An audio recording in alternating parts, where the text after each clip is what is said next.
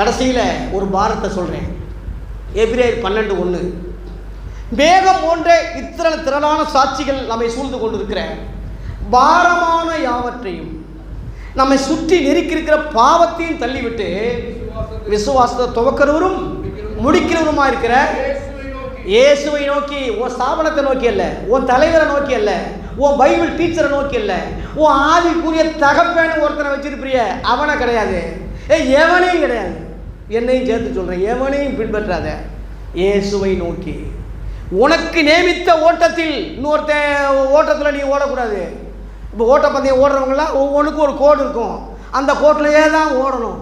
இன்னொரு கோட்டில் போய் நுழைஞ்சா இவனும் கெட்டு அவனையும் கெடுத்து அப்படி இருக்கும். உனக்கு நியமித்த பாதையில் எப்படி ஓடு?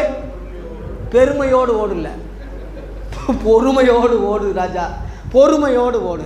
எப்படி ஓடணும்?